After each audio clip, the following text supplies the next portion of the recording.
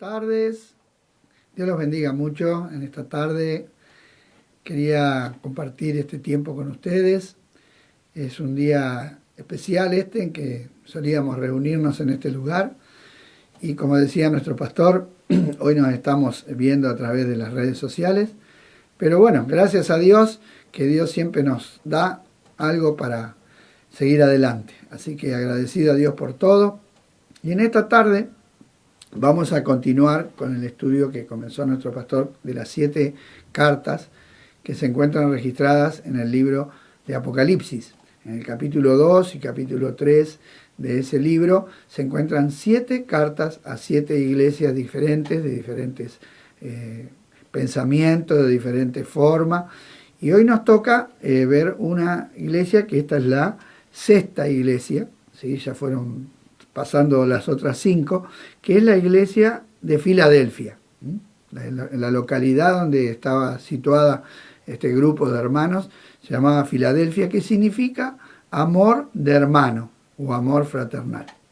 Y que yo estuve leyendo un poco que le puso un rey de nombre a esa ciudad porque ese era el sobrenombre que le había puesto a su hermano, porque su hermano era muy fiel con él y muy amable. Entonces le puso a esta ciudad, fundó esta ciudad 200 años antes de Cristo y le puso el nombre de Filadelfia, o amor de hermano o amor fraternal.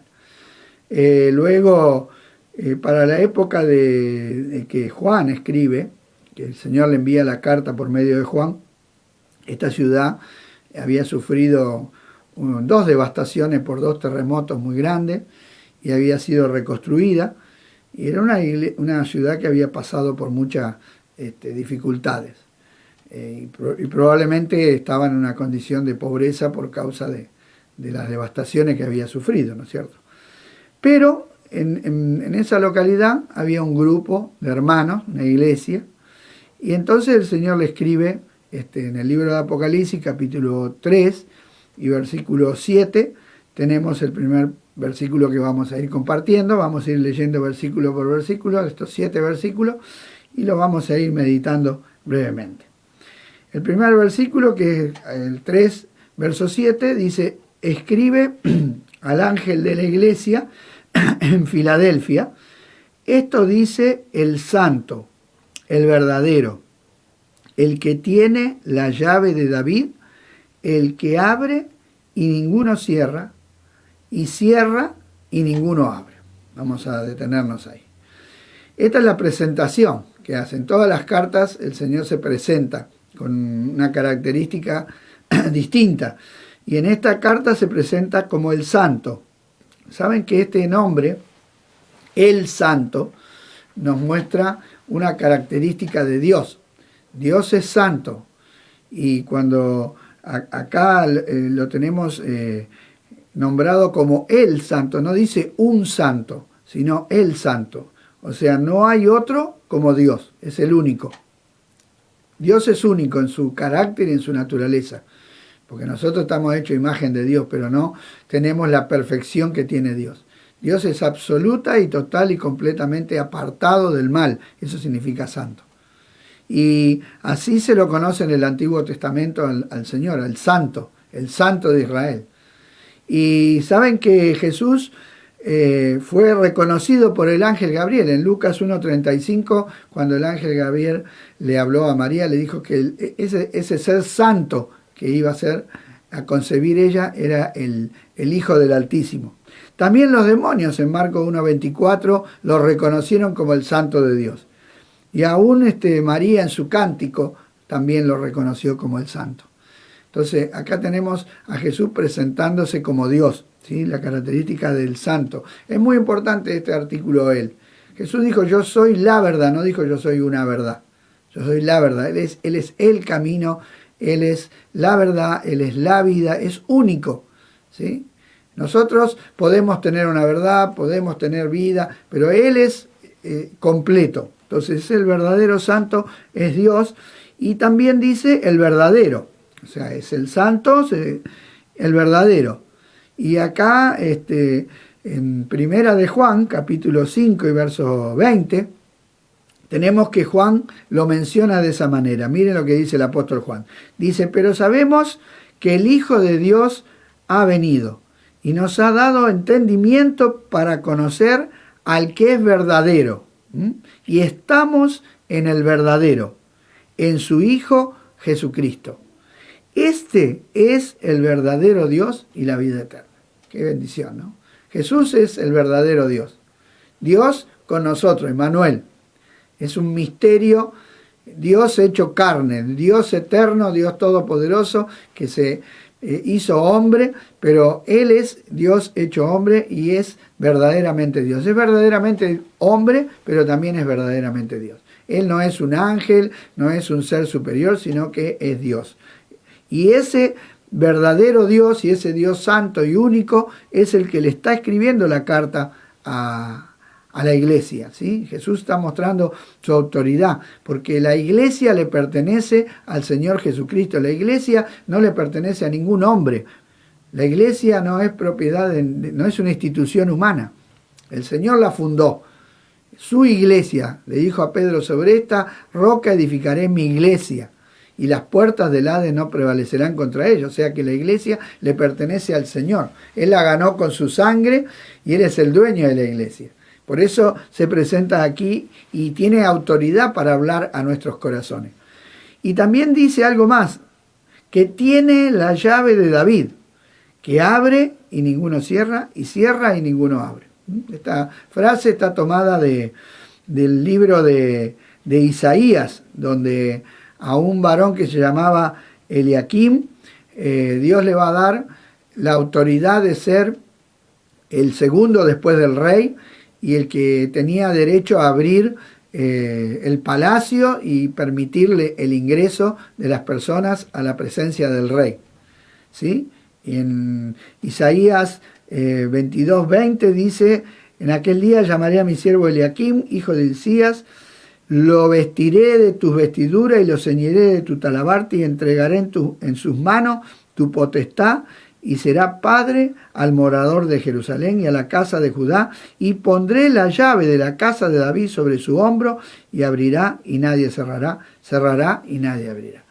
Y Jesús toma esta figura de este varón y la aplica a sí mismo. Hoy, ¿quién es el que tiene autoridad para entrar a la presencia de Dios? Es el mismo Señor Jesucristo. Él dijo, nadie viene al Padre si no es a través mío. Él es la puerta por medio de la cual nosotros podemos entrar a la presencia de Dios. Y eso demuestra que Jesús hoy tiene toda autoridad. Él, cuando resucitó, le dijo a sus discípulos, toda potestad me es dada en el cielo y en la tierra. Por tanto, id y haced discípulos. Por lo tanto, Él es el Todopoderoso, el que tiene toda autoridad, y entonces es el santo, el verdadero, y el que abre y nadie cierra. Qué importante esto. Estas palabras a mí siempre me sirvieron, ¿no? Para saber que cuando Dios abre una puerta, nadie la puede cerrar. Y cuando Dios cierra una puerta, nadie la puede abrir. Qué bueno es esto, que entendamos que Dios es soberano y que lo que Él decide y lo que Él propone, Él lo hace y nadie lo puede impedir y nadie lo puede frenar. Jesús le está hablando a una iglesia que estaba pasando por un momento difícil, que estaba siendo apretada por causa de su debilidad, por causa de su pequeñez, estaba siendo quizás burlada, amedrentada. Sin embargo, le dice, no, un momentito, yo soy el santo, el verdadero, yo tengo la autoridad. Yo abro puertas y nadie dice, no sé qué puertas se le habría cerrado a la iglesia, pero el Señor le dice, yo soy el que te abro la puerta. Y si yo te abro la puerta, nadie te la puede cerrar. Y si yo cierro una puerta, nadie te la puede abrir. Y esto es muy importante. Y a mí me bendice mucho. Inclusive cada vez que pido, Señor, por alguna cosa, siempre me acuerdo de estas palabras. Señor, si tú abres, nadie cierra. Y si tú cierras, nadie abre. Entonces, esta es la presentación de nuestro Dios, de nuestro Señor Jesucristo. Y en el verso 8 de esta misma carta, le dice una frase que se la repite a todas las iglesias. Yo conozco tus obras. Qué bueno es saber esto, que Cristo nos conoce y sabe lo que hacemos. sabe quiénes somos, sabe lo que hay en nuestros corazones. Eso es muy importante, esto nos da seguridad de que al Señor no tenemos que andar explicándole mucho lo que pensamos o lo que sentimos, ¿no es cierto? ¿Cuántas veces nos cuesta hacernos entender con otras personas que no nos entienden nuestras intenciones, nuestros pensamientos, y lo tenemos que explicar, y a veces aún explicándoselo no entienden? Pero qué bueno es que Dios nos conoce íntimamente y que con Él no necesitamos andar gastando palabras en explicaciones. Simplemente podemos presentarnos delante de Él tal cual como somos, porque Él nos conoce. Dice, yo conozco tus obras. Y le dice, he aquí he puesto delante de ti una puerta abierta, la cual nadie puede cerrar, porque aunque tienes poca fuerza, has guardado mi palabra y no has negado mi nombre.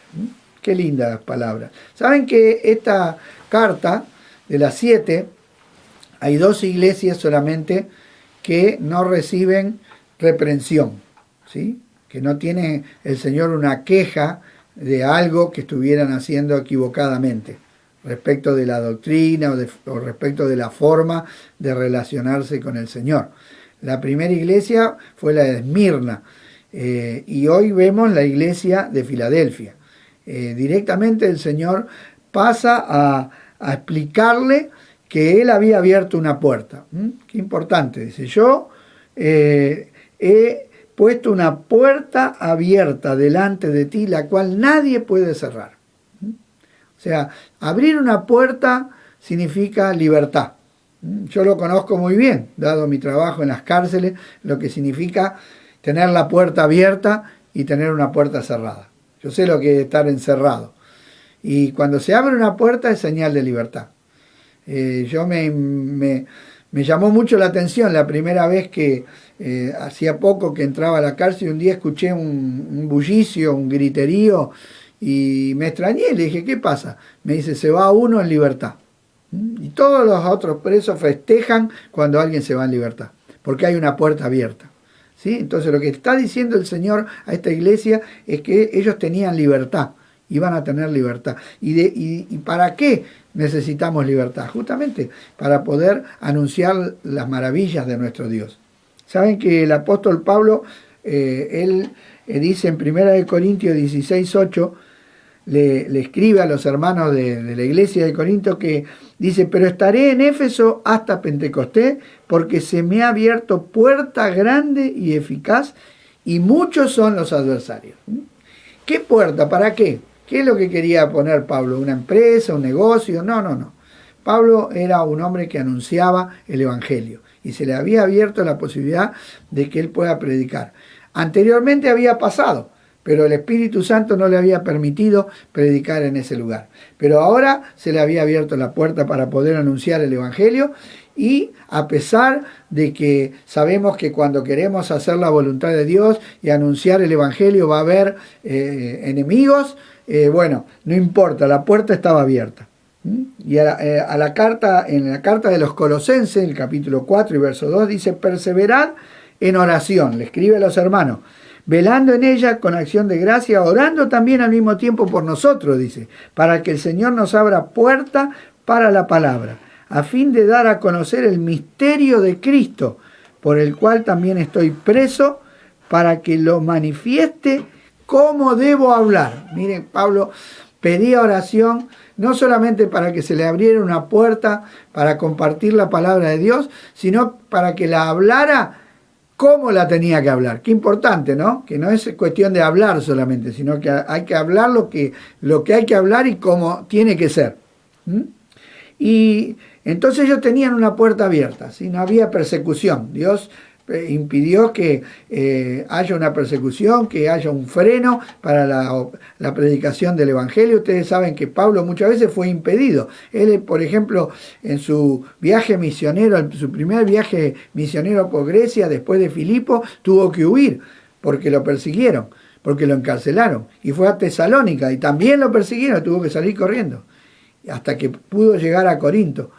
Y entonces vemos que muchas veces hay puertas que se cierran. Pero hermanos, no nos debemos turbar cuando las puertas se cierran, porque Dios tiene el control de todo. Acá le dice a esta iglesia que Él le había abierto la puerta para que ellos pudieran predicar su palabra y entonces tenían libertad. Y no importaba la condición, ¿sí? Porque dice, porque, aunque tienes poca fuerza. ¿Cómo se veían ellos? Con poca fuerza, con poca capacidad. Qué importante es esto de que a los ojos humanos podemos parecer no tener nada, pero nuestra fortaleza y nuestros recursos no provienen del hombre, no provienen de lo que el hombre nos pueda dar, ni de las capacidades humanas, sino que nuestros recursos provienen de Dios.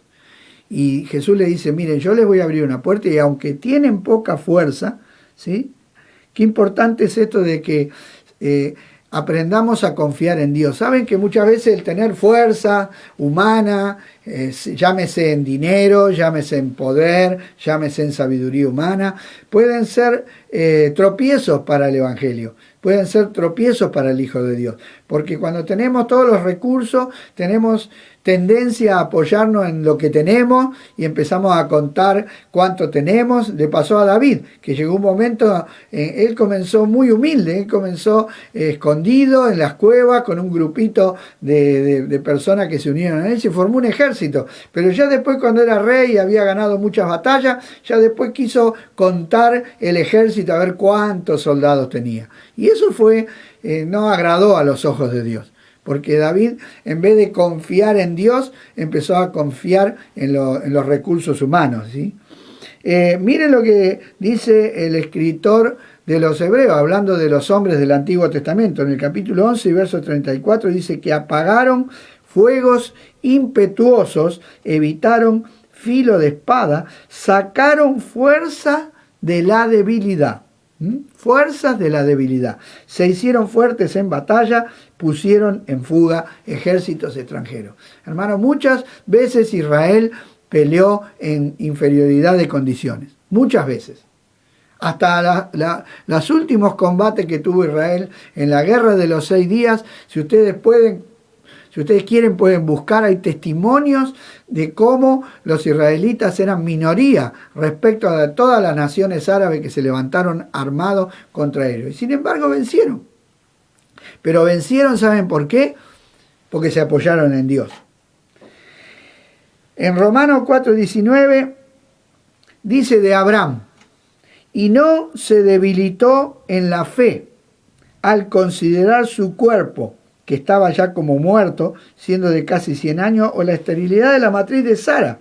Tampoco dudó por incredulidad en la promesa de Dios, sino que se fortaleció en fe, dando gloria a Dios, plenamente convencido de que era también poderoso para hacer todo lo que había prometido. Miren, Abraham no podía tener hijos, no podía tenerlo, no tenía capacidad él y su mujer, pero él creyó. Confió en Dios y Dios le dio el hijo y Dios le dio la tierra y le dio una nación grande hasta el día de hoy. Qué bueno que es Dios, qué bueno que es apoyarse.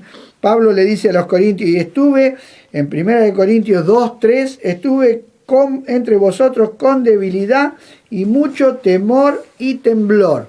Y ni mi palabra ni mi predicación fue con palabras persuasivas de humana sabiduría, sino con demostración de espíritu y de poder, para que vuestra fe no esté fundada en la sabiduría de los hombres, sino en el poder de Dios.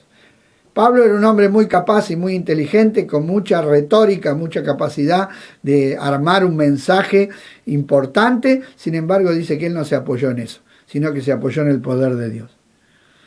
Y en la segunda carta a los Corintios, capítulo 11, verso 30, le dice, si es necesario gloriarse, me gloriaré en lo que es mi debilidad.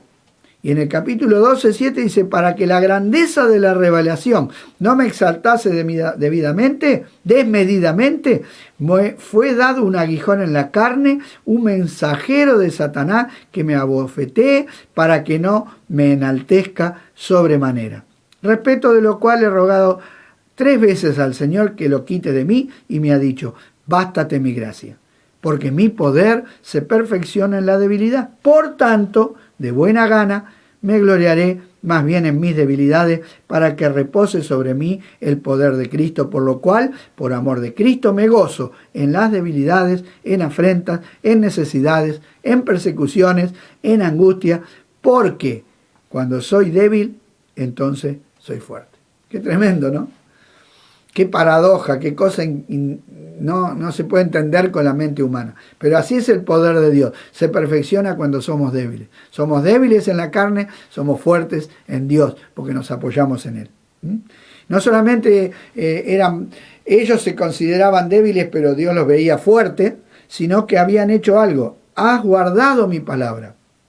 Qué importante esto, ¿eh?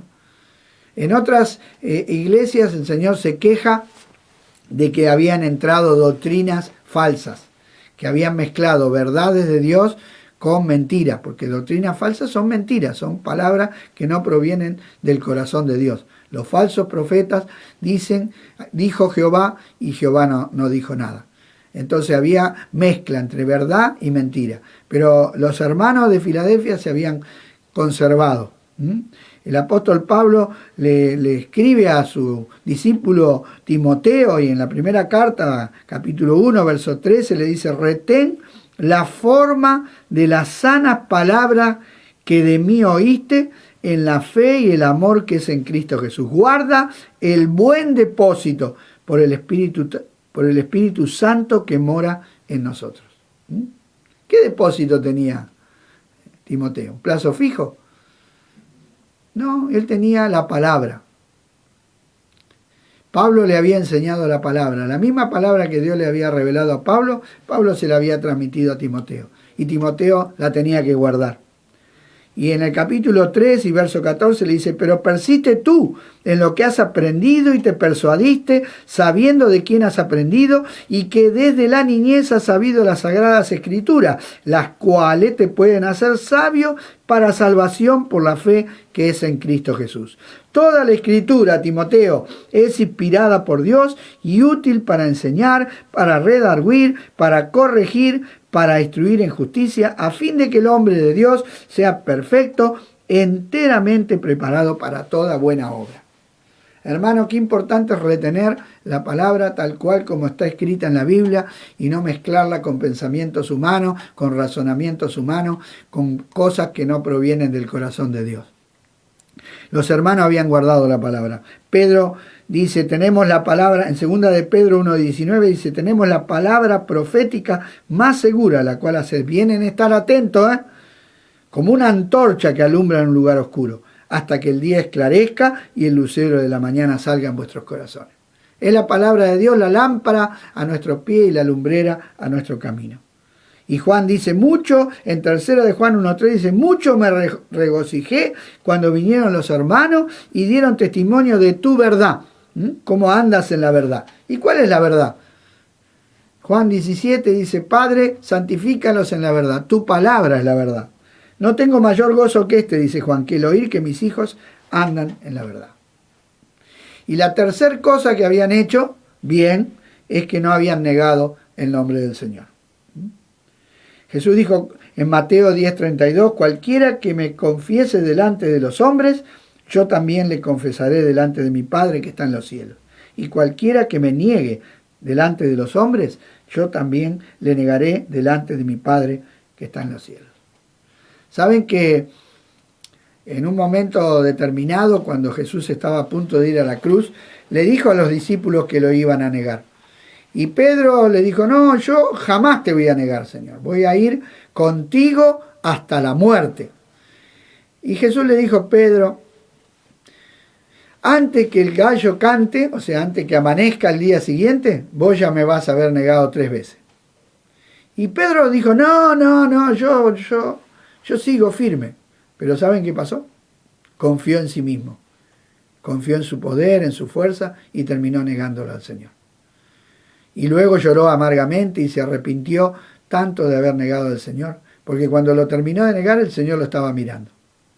Pero gloria a Dios que cuando nos arrepentimos hay perdón y hay restauración. Porque Pedro fue restaurado, Pedro fue perdonado, Pedro fue cambiado, pero tuvo que pasar por ese proceso para no apoyarse en su propia fuerza. Y así nosotros también, hermanos, tenemos que ser cuidadosos de no apoyarnos en nosotros mismos, sino pedirle al Señor que nos dé la fuerza, ¿sí? Entonces, no habían negado el nombre del Señor. Qué importante es no negar, que dar testimonio de que el Señor es real y de lo que ha hecho en nuestra vida. Nunca niegues al Señor, nunca lo niegues, porque Él no nos niega, Él se juega por nosotros, Él nos reconoce siempre y en todo momento. Qué importante que nosotros también seamos así. Juan, en 1 Juan 2:22 dice, ¿quién es el mentiroso? Sino el que niega que Jesús es el Cristo. Este es el anticristo. Miren, qué interesante, ¿no? El que niega al Padre y al Hijo. Todo aquel que niega al Hijo tampoco tiene al Padre. El que confiesa al Hijo también tiene al Padre. Qué importante que no neguemos, que no neguemos que Jesús es el Salvador, que no neguemos que Jesús es Dios. ¿Saben que hay grupos de personas que se llaman cristianos que no reconocen a Jesús como Dios, que dicen que es un ángel, que no es Dios, y están negando al Señor? Qué importante es no negarlo, ¿eh? Y en Tito 1:16 dice, profesan conocer a Dios, pero con los hechos lo niegan, siendo abominables y rebeldes y reprobados en cuanto a toda buena obra. Hermano, que nuestros hechos puedan dar testimonio de que somos hijos de Dios. Que nuestro andar y nuestra conducta manifieste luz, buenas obras, ¿sí?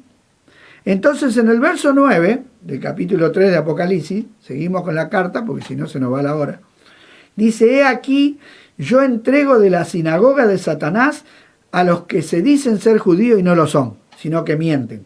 He aquí, yo haré que vengan y se postren a tus pies y reconozcan que te he amado. Aquí estaba la lucha. Los judíos rebeldes menospreciaban a los hermanos, se burlaban de ellos, seguramente los echaban y los vituperaban. Pero el Señor dice que les va a dar la victoria. Y cuando yo leí este versículo me acordé de una palabra que dijo David, que está en el Salmo 27, verso 4. Dice, una cosa he demandado a Jehová, esta buscaré, que esté yo en la casa de Jehová todos los días de mi vida, para contemplar la hermosura de Jehová y para inquirir en su templo, porque Él me esconderá en su tabernáculo en el día del mal. Me ocultará en lo reservado de su morada, sobre una roca me pondrá en alto, y luego, miren lo que dice acá, levantará mi cabeza sobre mis enemigos que me rodean, y yo sacrificaré en tu tabernáculo, en tu presencia, sacrificio de júbilo, cantaré y entonaré alabanzas al Señor. Hermano, Dios nos da la victoria.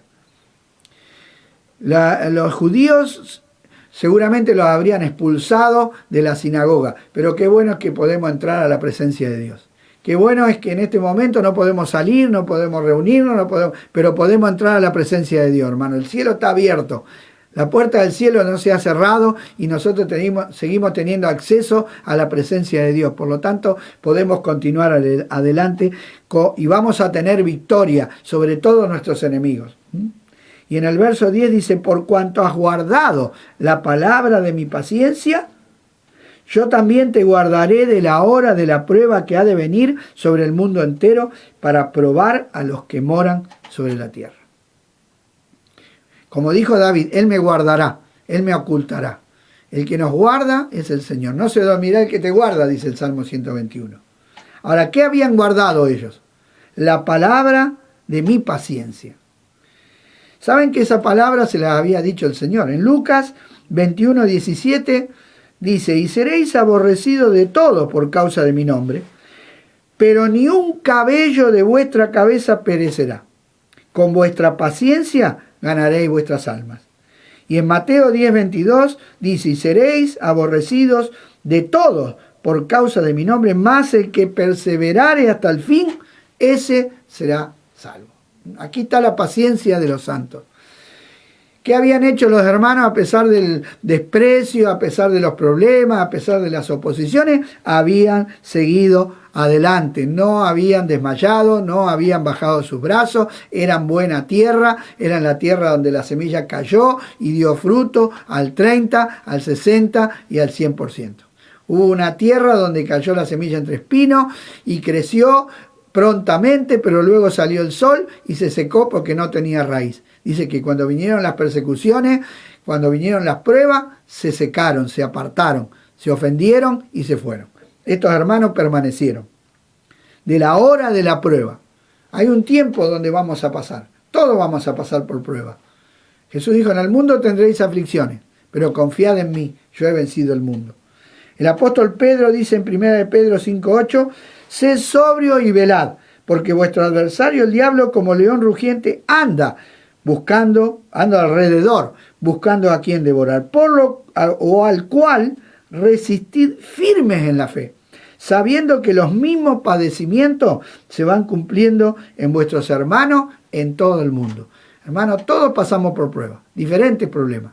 A veces cuando estamos en una prueba, el enemigo nos quiere hacer creer que al único que nos pasa es a nosotros.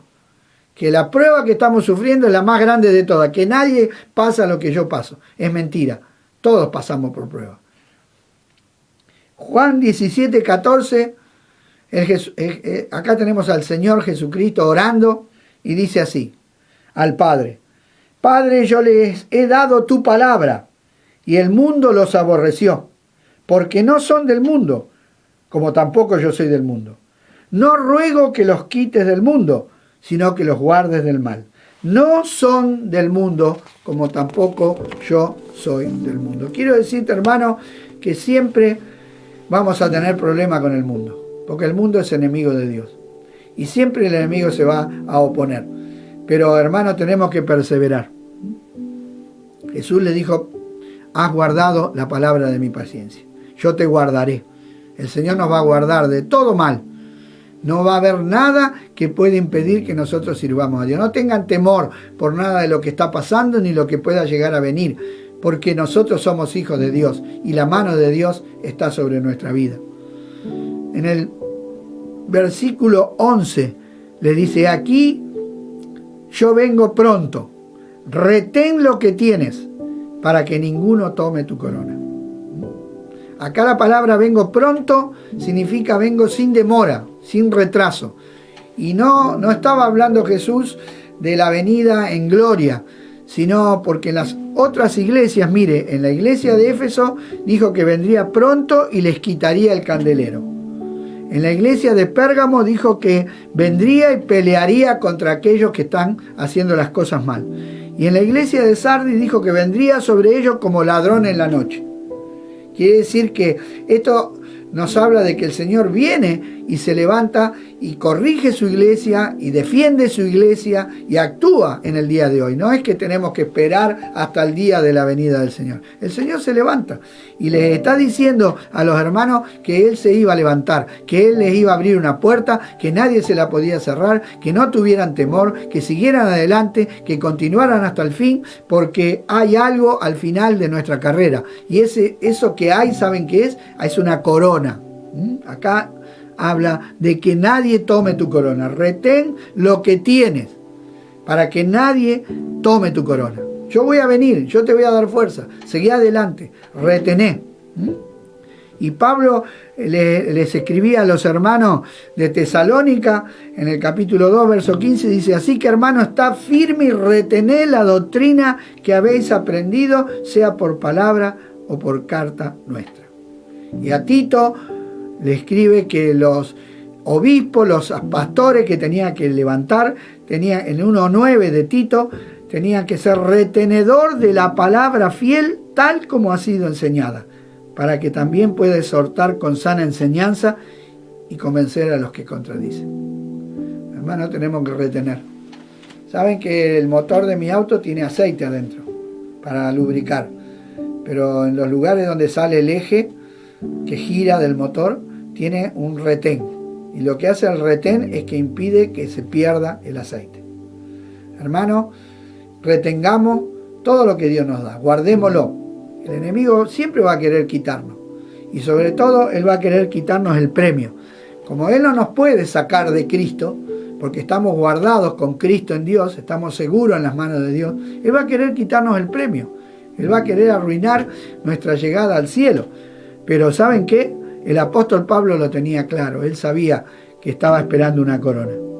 Pablo en 1 Corintios 9:27 dice que golpeo mi cuerpo y lo pongo en servidumbre.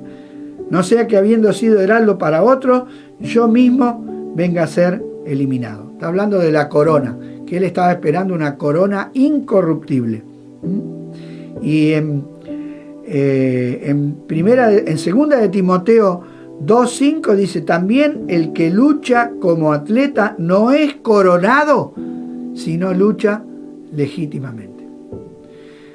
Saben que hay dos palabras para corona en el original. Y acá está hablando de la corona que recibían los luchadores o los participantes de los Juegos Olímpicos. La corona del rey se llama diadema, nosotros la tenemos traducida como diadema, no como corona. Esta corona es la corona de la victoria de los luchadores, ¿sí? Yo estuve buscando un poquito, mire, Pablo decía que las almas ganadas, los hermanos, eran su corona. También le dice a Timoteo que los que aman su venida y guardan su fe, les espera una corona de justicia. Y Jesús, en hebreo, por causa de su fidelidad y por causa de haber hecho la voluntad de Dios, dice que fue coronado de gloria. Santiago dice que si soportamos la tentación, el Señor nos da la corona de vida. Y Pedro le dice a los obispos, a los pastores, que si ellos eran fieles y pastoreaban la grey y lo hacían con fidelidad, con humildad, dice que cuando viniera el Señor les va a dar una corona incorruptible de gloria.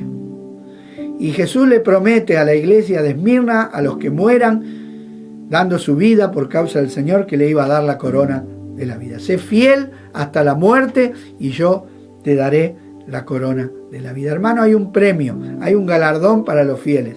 Hay un galardón para los que retienen su integridad. Hay un galardón, vale la pena. ¿Sabe que Asaf en el Salmo 73 dice que vio a los impíos prosperar y en un momento determinado dijo, pero ¿vale la pena lavar mi alma? ¿Vale la pena ser fiel a Dios? Porque vio que los impíos prosperaban y le iba bien y a él estaba pasando por un momento difícil. Pero ¿saben qué? Después se dio cuenta que no es en vano, porque él estaba en la mano de Dios y esos hombres que no temen a Dios estaban a punto de perderse para siempre. Sin embargo, él estaba guardado por el Señor. Entonces él termina el Salmo diciendo, ¿a quién tengo yo en los cielos sino a ti? Y fuera de ti no deseo nada. Tú eres la roca de mi salvación, tú eres mi refugio, tú eres todo. Y en cuanto a mí, el acercarme a Dios es el bien. Y todos los que se alejan de ti perecerán. Qué importante es saber que hay premio y hay recompensa para los que buscan a Dios, para los fieles, para los que se esfuerzan. Pablo dice, prosigo a la meta en Filipenses, al premio del supremo llamamiento de Dios en Cristo Jesús. Él sabía que había una recompensa y le animaba a los hermanos a no perder la recompensa. Jesús le anima a los hermanos y les dice, retengan lo que tienen para que ninguno tome tu corona. Muchas veces se confunde la salvación con la recompensa. Sí, la salvación no es por mérito, es por gracia. Pero los premios sí, en los premios hay mérito. Nadie va a ser salvo por mérito, pero nadie va a recibir una corona si no tiene mérito. La salvación es gratuita, la recibimos simplemente por creer en el Señor Jesucristo. Eso nos mantiene en la presencia de Dios. Pero las recompensas vienen por nuestra fidelidad, por nuestra decisión de mantenernos fieles en todo momento. Por eso en el versículo 12 le dice al que venciere, al que venciere. Esta palabra también se repite en todas las cartas. En las 7 cartas tiene promesas al que venciere. Yo te animo a que las leas. A mí me anima, yo las tengo todas juntas. Las anoté todas juntas y las leo las 7 de un saque. Son hermosas, tremendas promesas. En este momento a los hermanos de Filadelfia les dice el Señor en el verso 12 del capítulo 3, dice, al que venciere yo lo haré columna en el templo de mi Dios y nunca más saldrá de allí. Y escribiré sobre él el nombre de mi Dios y el nombre de la ciudad de mi Dios, la nueva Jerusalén, la cual desciende del cielo, de mi Dios, y mi nombre nuevo. Miren, qué interesante. Al que venciere. ¿Cuántas cosas hay para los vencedores? Y Pablo dice que por medio de Cristo podemos ser más que vencedores, porque no hay nada que nos pueda separar del amor de Dios que es en Cristo Jesús. Por lo tanto, tenemos que estar seguros, hermano, que el enemigo no puede impedir que yo pierda si yo decido ser un vencedor. Al que venciere. Columna, ¿sí? ¿Qué funcionamiento tiene una columna? Bueno, una columna es algo importante en un edificio. Tal vez no se vea, pero es la que sostiene el edificio. Y qué importante es que yo sea columna, o sea, el Señor le está diciendo a estos hermanos y te está diciendo a vos, a mí en esta tarde, que si nosotros somos fieles, el Señor nos va a poner como personas importantes en su templo eterno, en su morada eterna. Vamos a ser personas que vamos a estar siempre delante de Él y siempre va a reconocer Dios nuestra fidelidad. Perpetuamente, para siempre. Estaremos estables. Esta iglesia había visto derrumbarse con los terremotos los templos que tenían tremendas columnas, sin embargo no quedó nada. Pero Dios le dice, en mi templo no se derrumba nada, porque mi templo es perfecto, mi templo es eterno. Preocúpense por lo eterno, no se preocupen por lo terrenal, no se hagan problemas si acá las cosas se caen, porque todo esto es pasajero, pero lo que yo hago es eterno. Entonces vamos a ser parte de un reino inconmovible, un reino eterno y parte importante si somos fieles, ¿sí? Y nunca más saldremos de la presencia de Dios. Gloria a Dios. Nunca más. Estaremos para siempre en la presencia de Dios. Y qué importante que vamos a tener el nombre de Dios sobre nosotros, ¿sí? En vez de tener el nombre de la bestia también, el anticristo también va a marcar a las personas con su número y su nombre. Pero nosotros tenemos otra marca. Nosotros tenemos la marca de Dios, ¿sí? Antiguamente a los esclavos se le ponía el nombre de su amo. Y nosotros somos esclavos del Señor. Nosotros somos propiedad del Señor. Él nos compró con su sangre. Y hoy tenemos un sello distintivo y no tenemos que tener temor al anticristo ni al sello. Yo veo muchos hermanos que tienen miedo. Ay, ¿será que me van a poner el sello? Ay, que me van a poner el chip. Ay, no, hermano. Si vos tenés el sello del Espíritu Santo, vas a ser guardado del sello de la bestia. Porque para recibir el sello de la bestia tiene que ser voluntario, no puede ser obligatorio. Por lo tanto, nosotros estamos guardados, porque también voluntariamente hemos recibido a Cristo y le servimos y le somos fieles. Nadie nos obliga. No lo hacemos ni por interés ni por nada. Simplemente por el amor de Cristo. Lo hemos perdido todo y lo tenemos todo por basura. Le haré columna y mi nombre y el nombre de la ciudad. Quiere decir que vamos a ser ciudadanos de la ciudad celestial. ¿Saben que no cualquiera puede ser ciudadano de una ciudad, sino aquel que es aceptado? Usted puede ir a Estados Unidos y lo aceptan como turista, pero si quiere ser ciudadano, tiene que llenar todo un formulario y tiene que esperar a ver si le van a aceptar o no. Nadie puede entrar y decir, bueno, yo acá ahora voy a ser ciudadano. Solamente los que nacen en un país son ciudadanos y tienen derecho.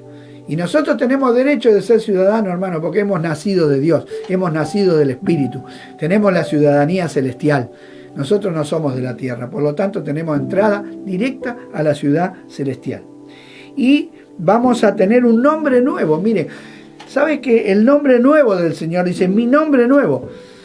Qué interesante. ¿Por qué un nombre nuevo? Bueno, porque cuando venga el cielo nuevo y la tierra nueva, entonces vamos a poder conocer a Cristo completamente. Hoy lo vemos como por un espejo, lejanamente. Apenas podemos ver algunas cosas de Cristo. Pero dice que cuando le veamos tal cual es, Juan dice en 1 Juan capítulo 3, que le veremos tal cual es y seremos transformados completamente. Y cuando le veamos completamente en su gloria, cuando ya no haya obstáculo, entonces vamos a conocerlo completamente. Y ese nombre va a describir esa visión total. Hoy lo conocemos como el que murió en la cruz, como los nombres que nos han sido revelados aquí en la Biblia. Pero hay algo nuevo para nosotros, hermanos. Hay algo nuevo preparado por Dios. He aquí yo hago todas las cosas nuevas. Y esas cosas nuevas están preparadas para aquellos que son nueva criatura. El que está en Cristo, nueva criatura es. Las cosas viejas pasaron y aquí son todas hechas nuevas. Por eso el Señor termina diciéndole en el versículo 13, el que tiene oído, oiga lo que el Espíritu dice a las iglesias. En esta tarde el Espíritu Santo nos está hablando a nosotros. Y nos está mostrando el camino de la victoria. Y nos está mostrando a dónde está la salvación. Si tú todavía no eres ciudadano del cielo, si tú todavía no has entrado a pertenecer a la familia de Dios, hoy es tu día. Cualquiera que me esté escuchando y todavía no sea ciudadano del cielo, no sea hijo de Dios, Hijo de Dios es por nacimiento espiritual. Juan dice que a todos los que recibieron a Jesús como Salvador, a los que creen en su nombre, Dios les da potestad de ser llamados hijos de Dios. Por eso en esta tarde te animo que tú te arrepientas de tus pecados y confieses a Cristo. Creas que Él te perdona, que Él te limpia y que te hace una nueva criatura para que vos puedas ser un ciudadano celestial y comiences a correr esta carrera gloriosa. Pero hermano querido, si tú ya estás corriendo esta carrera, si tú ya estás caminando con el Señor, hermano, sé fiel. Propone en tu corazón, como hizo Daniel, no contaminarse con la comida del rey de este mundo. Propone mantener limpia tu vestidura. Propone en tu corazón, propongámonos, yo también, todos, propongámonos serle fieles al Señor. Vale la pena. Vale la pena. El mundo no te va a aplaudir por ser fiel a Dios. Al contrario, se van a burlar cuando vos quieras cumplir con todo lo que Dios manda. Pero ¿sabes qué? Hay recompensa. Hay recompensa para los fieles. Por eso en esta tarde te animo a que vos te vuelvas y te levantes si te has quedado, si has negado al Señor, si te has apartado, como ha pasado muchas veces a muchas personas. El Señor te está llamando nuevamente a que vos retomes el camino, recuperes lo perdido, porque Dios es un Dios de restauración. Es un Dios que hace todas las cosas nuevas. Jesús vino a deshacer la obra del diablo. Por lo tanto, en esta tarde te animo que te vuelvas al Señor y que el Señor te va a levantar. Entonces en esta tarde, ¿saben qué vamos a hacer ahora? Vamos a orar. Vamos a darle gracias a Dios por su palabra. Yo le doy gracias a Dios por su palabra, porque es viva y eficaz. Así que oremos. Padre Celestial, te doy gracias en esta tarde, por este momento en el cual tú nos has hablado a través de estas palabras de la carta a la iglesia de Filadelfia. En esta tarde, Señor, nosotros somos los que estamos recibiendo esta palabra, Señor. Gracias por tu palabra, Señor. Gracias.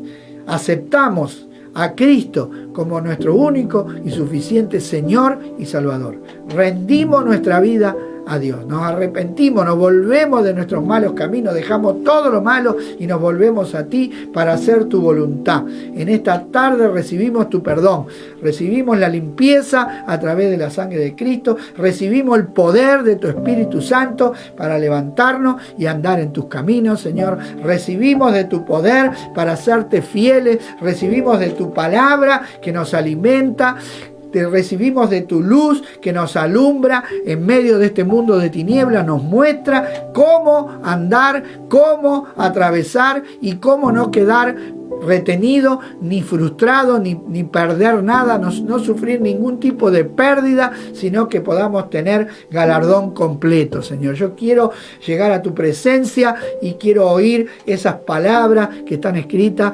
buen siervo y fiel. Sobre poco fuiste fiel, sobre mucho te pondré. Entra en el gozo de tu Señor. Señor, ayúdanos en esta tarde, por medio de tu Espíritu y tu palabra, a serte fieles todos los días y en todo. A no ser a medias, Señor, a no andar con un corazón dividido, sino con un corazón íntegro y recto delante de tu santa presencia. Te pido por todos los que nos están escuchando, Señor, para que tú los bendigas a través de esta palabra, sanes a los enfermos, restaure la familia, restaure la comunión y nos des la fortaleza para continuar adelante en medio de este tiempo difícil que estamos viviendo. Tú no has cambiado, Señor, tú sigues siendo el mismo y nosotros seguimos confiando en ti. Por lo tanto, en esta tarde te damos toda la gloria, toda la honra y toda la alabanza a ti, en el nombre del Señor. Amén. Bueno, me despido de todos ustedes, que Dios los bendiga grandemente.